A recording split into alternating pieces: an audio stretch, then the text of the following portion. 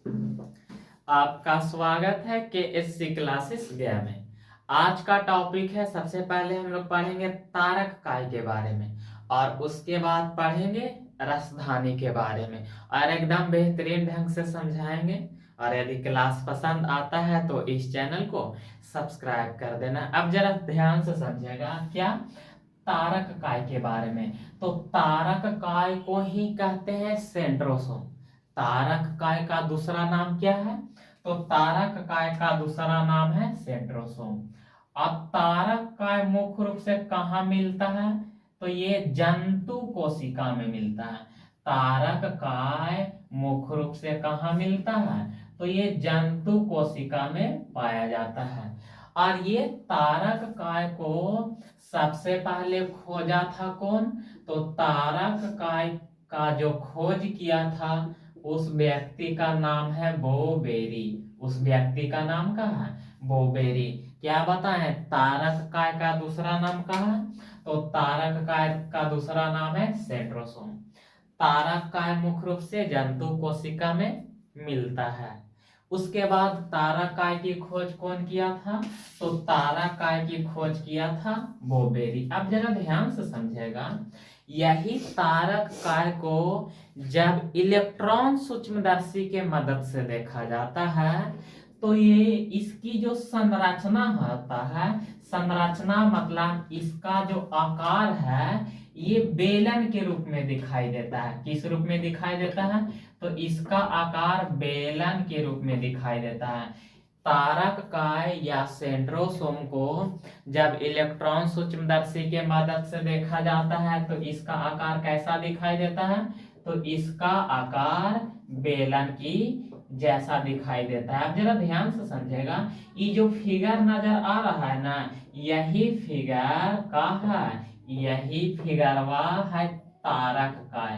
तारक काय। अब जरा ध्यान से समझेगा, देखो ओरिजिनल बेलन की तरह ना दिखाई देता है, लगभग बेलन के रूप में दिखाई देता है। अब जरा ध्यान से समझेगा, ये जो संरचना बना है यही क्या है? तारक काय।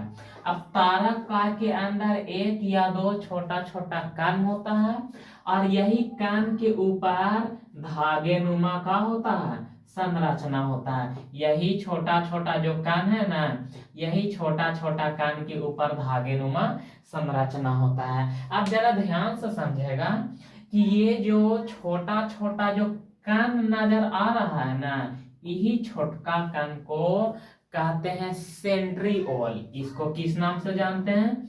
तो इसको कहते हैं सेंट्रियोल। इसको क्या कहते हैं? सेंट्रियोल कहते हैं। आप जरा ध्यान से समझेगा। अब सवाल यहां से कभी कभी क्या लिखा नजर आएगा? तो सेंट्रीसोम, सेंट्रोसोम, और सेंट्रोसोम के जगह कहीं कहीं किसका इस्तेमाल करेगा? सेंट्रियोल का। इसमें कंफ्यूजन नहीं होना चाहिए। तो बताओ तारक काय के अंदर एक या दो छोटा छोटा कण होता है, उसको क्या कहते हैं? सेंट्रियोल।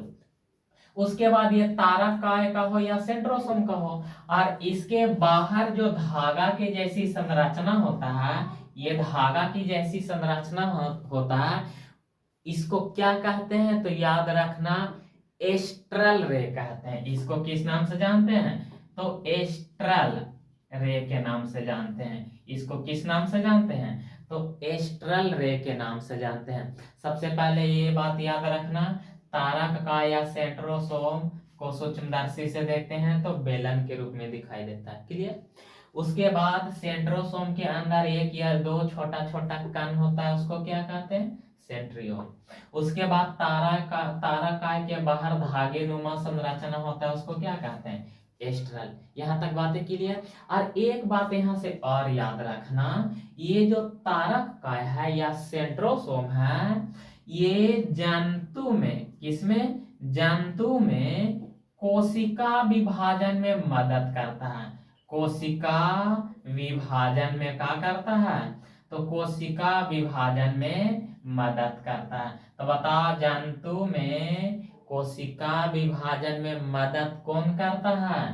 तो तारक काय या सेंट्रोसोम। अगर इतना बातें याद है तो यहां से जो भी सवाल पूछा जाएगा आप आसानी से बना सकते हैं। सबसे पहले क्या बताएं, सेंट्रोसोम को ही कहते हैं तारककाय, और इसकी खोज किया था बोबेरी। अब तारककाय मुख्य रूप से कहाँ मिलता है, तो जंतु में पाया जाता है। जब इसको इलेक्ट्रॉन सूक्ष्मदर्शी के मदद से देखते हैं तो इसका आकार बेलन के रूप में होता है। अब तारककाय या सेंट्रोसोम के अंदर एक या दो छोटा छोटा कण होता है, उसको क्या कहते हैं, सेंट्रिओल कहते हैं। अब तारककाय या सेंट्रोसोम के बाहर धागेनुमा संरचना होता है, उसको क्या कहते हैं, एस्ट्रल रे कहते हैं। क्लियर। अब हम लोग पढ़ेंगे रसधानी के बारे में। अब किसके बारे में पढ़ेंगे, रसधानी के बारे में। अब जरा ध्यान से समझेगा, ये रसधानी पादप में भी होता है और उसके बाद ये जंतु में भी होता है, लेकिन फर्क इतना है कि पादप में इसका आकार का होता है, बड़ा होता है, और जंतु में इसका आकार का होता है, तो छोटा होता है। क्या बताएं, हम बताएं यही कि रसधानी पादप में भी पाया जाता है और जंतु में भी पाया जाता है, लेकिन पादप में रसधानी का आकार बड़ा होता है और जंतु में इसका आकार छोटा होता है। इतना छोटा होता है कि इसको खुली आंख से देख पाएंगे, इसको खुली आंख से देख नहीं पाते हैं। मतलब इसमें रसधानी नहीं के बराबर होता है, इसमें रसधानी नहीं के बराबर होता है। अब जरा ध्यान से समझेगा, ई बना दिए का रसधानी, जरा ध्यान से समझेगा। और इसके अंदर एक दराब होता है, इसके अंदर क्या होता है, एक दराब होता है। उस दराब को कहते हैं कोशिका रस। उसको क्या कहते हैं, कोशिका रस। क्या बताएं, हम यही बताएं कि ई है रसधानी, और रसधानी के अंदर का होता है, द्रव होता है। उस द्रव को क्या कहते हैं, उस द्रव को कहते हैं कोशिका रस कहते हैं। उस द्रव को क्या कहते हैं, कोशिका रस। अब जरा ध्यान से समझेगा, अब यही रसधानी के ऊपर एकदम एगो पतला झिल्ली होता है, और यही पतला झिल्ली को किस नाम से जाना जाता है, तो इसको कहते हैं टोनोप्लास्ट।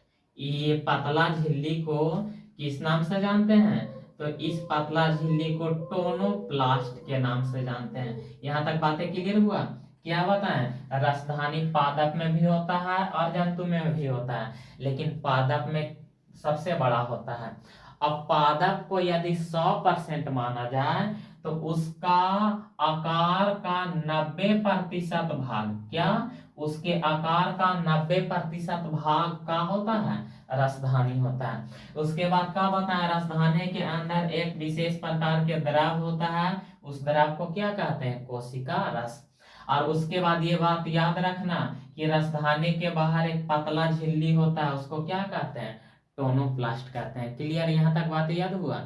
अब जरा ध्यान से समझेगा, इसका एगो काम है, इसका काम करता है कि जंतु में, किसमें, जंतु में ये जल संतुलन का काम करता है। जंतु में इसका काम कहा, जल संतुलन का काम करता है। आप जरा ध्यान से समझेगा, ये जल संतुलन क्या है, जल संतुलन का है, तो रसधानी जंतु में भी होता है लेकिन बहुत छोटा होता है। तो बताओ, जब जीव जंतु में पानी कम जाता है तो यही रसधानी पानी का स्रवण करता है, और जब एकरा में पानी यानी जल ज्यादा होता है तो ई जंतु पानी को जमा करके रखता है। तो एगो काम जरूर याद रखना, का काम याद रखना है कि रसधानी का काम है जंतु में का बनाए रखना, तो जल संतुलन बनाए रखना। जल संतुलन समझाएं, यानी पानी ज्यादा हो जाता है तो पनिया को जमा करके रखता है। अब जंतु के शरीर में पानी कम जाता है तो ये पनिया को क्या करता है, स्रावित करता है। तो एकरे का कहेंगे, जल संतुलन। क्लियर। अब यहाँ से एक बात और याद रखना, का याद रखना कि ये जो रसधानी है ना, ये रसधानी कोशिका के अंदर है तो ये कोशिकांग कहलाएगा।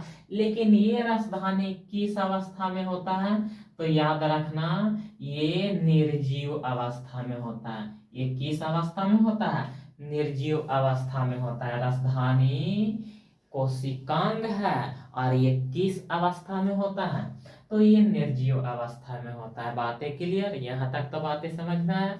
और यदि इतना याद रहेगा तो यहाँ से प्रश्न छूटेगा नहीं। क्लियर।